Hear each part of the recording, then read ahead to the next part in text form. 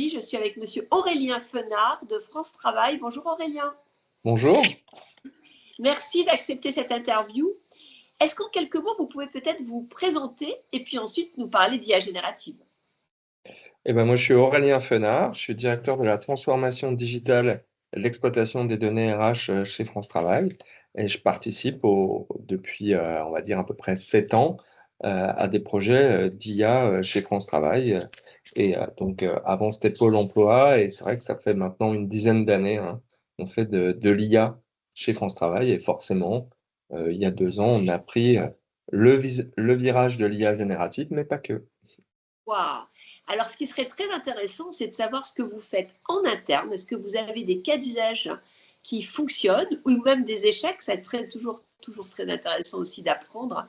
Et puis, des cas d'usage en externe. Voilà. Alors effectivement, on a déjà du coup, on a une certaine expérience de l'IA pour nos usagers en interne comme pour l'externe depuis une dizaine d'années. On a à l'heure actuelle environ 30 produits qui nous font de l'IA, on va dire. Je pensais pas dire ça un jour, mais de l'IA traditionnelle, de l'IA classique.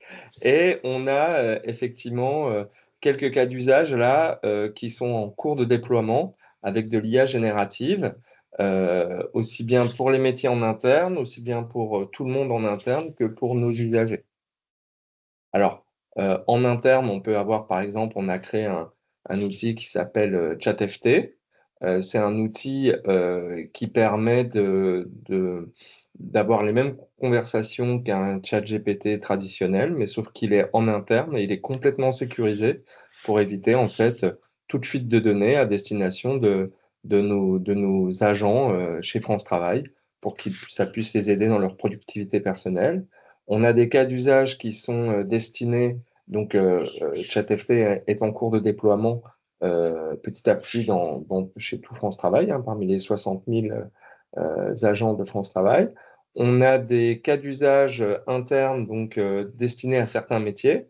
Donc, moi, par exemple, je mets en place un cas d'usage sur l'aide pour les RH. Donc, on va mettre tous les textes RH et ça va pouvoir nous aider à faire des réponses plus rapidement. Voilà, en allant piocher dans le code du travail, dans les conventions collectives, dans différents accords. Et donc ça, c'est quelque chose qui est à l'heure actuelle en cours de test auprès de nos agents RH. Et ensuite, là, on va commencer le développement de quelque chose sur l'indemnisation. Et on va faire un peu comme, je ne sais pas si vous connaissez le fonctionnement de ChatGPT, mais il y a un ChatGPT global et ensuite il y a ce qu'on appelle des GPTs. Et nous, on fait pareil. Donc les GPT, c'est des petits, comment dire, ChatGPT, mais spécialisés pour un domaine, soit pour l'image, soit pour l'aide au code, etc. Et ben, nous, c'est la même chose, mais à destination de certains métiers. Voilà, il y a les RH, il va y avoir le métier de l'indemnisation. Et donc ça va nous aider. C'est ce qu'on appelle des RAG. Et donc des RAG, c'est qu'on fait un chat GPT spécialisé, on va dire, sur de la documentation un peu complexe. Voilà. Et ensuite, effectivement, on a comment dire, des cas d'usage destinés à nos publics et on va bientôt les déployer. Et donc là, c'est par exemple une solution qui va permettre à la fois de créer très rapidement, grâce à ce qu'on appelle le speech to text et le text to speech, c'est-à-dire je vais pouvoir directement un demandeur d'emploi en suivant un, un petit protocole enregistrer directement la voix pour créer comment s'appelle, un CV, et pareil pour créer une offre pour les entreprises. Et ça, on l'appelle ce cas d'usage QualiFFT. Donc ça va être un peu comme un, un match, si vous voulez, un peu comme une application qui va permettre la rencontre entre deux personnes. Mais là, c'est un peu comme Tinder, si vous voulez, mais là, ça sera je cherche voilà, un salarié ou je cherche une entreprise. Et là où c'est assez intéressant, c'est que ça aide parfois les plus éloignés de l'emploi à synthétiser les éléments essentiels pour faire le matching. Voilà. Donc ça, c'est là où on prend le côté un peu révolutionnaire et multimodal des nouvelles IA génératives pour pallier à des problèmes qu'on pouvait avoir avant, c'est-à-dire une offre, un CV avec des gens qui n'ont pas le temps, pas les compétences, etc. Très intéressant parce qu'en fait, vous utilisez beaucoup les chatbots, mais vous utilisez aussi le matching dans le recrutement. Qu'est-ce que ça a changé dans la vie de tous les jours de vos RH et de vos managers, le fait d'utiliser vos outils en propriétaire, en mode fermé? Alors, c'est encore en cours de déploiement, c'est pas encore complètement déployé, mais oui, si, c'est intéressant parce que, alors moi, je dirais, c'est très très bien accueilli, c'est-à-dire que c'est le type de service, ceux qui sont à l'heure actuelle en maîtrise de ces outils, qui les utilisent parce qu'ils font partie des populations déjà déployées, ils nous disent, ben, j'aurais du mal à m'en passer maintenant, voilà. Et puis surtout, ils ont ce côté-là rassurant c'est l'établissement qui propose, c'est sécurisé, les données sont sécurisées, on sait ce qui se passe, il y a un côté explicabilité et ça les rassure énormément. Alors c'est vrai que du coup, chez France Travail, on a déjà, et avant Pôle emploi, on a déjà une certaine expérience de ces cas d'usage-là qui nous permet d'avoir, entre guillemets, une certaine confiance. Alors, cette confiance, elle s'est bâtie comment? Il faut savoir qu'on a mis en place différentes choses. Donc, déjà, on a une charte d'utilisation de l'IA en interne et on s'y tient rigoureusement, qui va garantir qu'il n'y a pas forcément de discrimination. Tout algorithme a comment dire, un fondement légitime. On va par exemple éviter forcément toute discrimination, tout biais. On va veiller à la sécurité des données. On va veiller à la sécurité forcément des données personnelles. On va faire attention à l'implication RSE.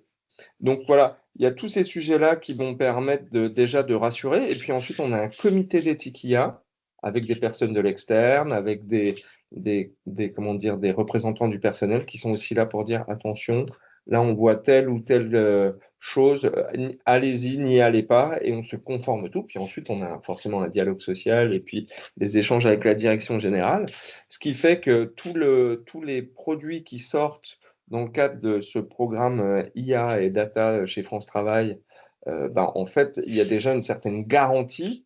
Et c'est vrai que du coup, je dirais pas que nos agents peuvent les utiliser les yeux fermés, mais parce qu'on garde toujours le fait que c'est aussi un des fondements de notre comment dire, charte éthique IA, c'est qu'à chaque moment, c'est l'agent qui a le dernier mot. Jamais l'IA ne prend une décision, c'est toujours une suggestion. Et d'ailleurs, nos agents ont la totale liberté de ne pas utiliser l'IA s'ils estiment que ça ne leur apporte rien. Donc c'est toujours un apport, une aide, et vous l'utilisez si vous vous sentez en confiance, si vous avez envie, et ils ont le temps de s'y mettre, mais en tout cas, c'est là et c'est proposé. Voilà. C'est comme ça qu'on envisage les choses, et à notre sens, c'est comme ça que ça devrait être systématiquement envisagé. Alors peut-être, dernière question, quelles sont en fait les compétences qui vous semblent aujourd'hui discriminantes quand vous avez des collaborateurs qui veulent utiliser ces outils pour qu'ils aillent vite et qu'ils soient vraiment au fait à la fois des opportunités et des risques? Pour utiliser l'IA générative en particulier, Oui. bah, justement, moi je trouve ça hyper intéressant puisqu'en fait, l'IA générative permet de se passer de certaines compétences et elle permet aussi même d'aller assez loin parce qu'elle permet aussi de gérer plus d'inclusion par exemple, pour des personnes qui pourraient être handicapées, pour des personnes qui ne savent pas lire, qui sont en situation d'électronisme, etc. L'IA peut comprendre n'importe quelle langue, vous voyez, pour nos usagers. Faire un CV, ça va bientôt plus être une barrière puisque les outils, je parle en n'importe quelle langue, je dis fais-moi un CV français, voici mon expérience, il va pouvoir me le produire. Donc, si vous voulez, il y a de moins en moins forcément de compétences. Même, on voyait il y a encore peu de temps beaucoup de formations sur le prompting, sur maintenant les IA génératives majeures. On peut lui demander d'écrire le prompt pour elle-même. Donc, voilà. Ben, pour moi, là, ce qui va être par contre évident, c'est que la partie, ce qui va vraiment falloir aux personnes, c'est presque plutôt un état d'esprit, c'est-à-dire de rester ouvert, d'avoir toujours un esprit critique. Donc là, on va être beaucoup plus sur, on va dire, des soft skills, mais de plus qu'un bagage de compétences, il va falloir un savoir-être et comment ça s'appelle, une sorte de parcours personnel et d'état d'esprit vis-à-vis de ces sujets-là. Il va falloir s'ouvrir, être en capacité de se dire, mais moi, je peux être challengé sur des choses qui me paraissaient avant de mon périmètre et pas du périmètre de la machine. Et voilà, c'est quelque chose qu'on fait avec les calculatrices. Vous savez, quand il y a un calcul trop complexe, on n'a pas de complexe à prendre une calculatrice. On sait que ça va plus vite. Bon, bah là, il faut juste qu'on fasse pareil avec des textes en se disant, bah là, la synthèse, je peux la faire, mais ça me prendra 2 jours. J'ai meilleur temps de faire une ébauche de synthèse et je la revois après. C'est cet état d'esprit qu'il faut attraper. Et pour moi, du coup, c'est la curiosité qui va être assez intéressant et tout ce qui est soft skills plutôt que hard skills, absolument. Merci infiniment Aurélien pour votre témoignage. Donc, je le résumerai en 3-4 idées. La première idée, c'est que France Travail, comme toujours, est innovant. Déjà, vous avez un site assez exceptionnel, mais ça continue avec l'investissement et la volonté d'aller utiliser l'IA et l'IA générative donc, dans toute sa palette, avec des chatbots en interne et en externe demain, des matchings pour tout le monde, à la fois avoir son CV, mais trouver la bonne offre. Deuxième idée très intéressante, c'est qu'en fait, vous avez une charte éthique, donc vous avez un cadre qui permet de savoir ce qu'on a le droit et pas le droit de faire et dans quel état d'esprit corporate on le fait. Et ça, c'est vraiment un point essentiel pour pouvoir acculturer tout le monde dans un espace sécurisé. Et la troisième idée, c'est intéressant, c'est que pour vous, il n'y a pas de compétences spécifiques pour utiliser l'IA, c'est plutôt une augmentation des possibles, sachant que c'est vrai qu'on peut la comparer à une calculatrice, mais attention, puisqu'il faut quand même toujours vérifier, parce que parfois elle hallucine, mais ça, vous l'avez dit, c'est l'esprit critique, c'est bien sûr l'humain qui a le dernier mot, parce qu'il va vérifier et parce qu'il va décider au final.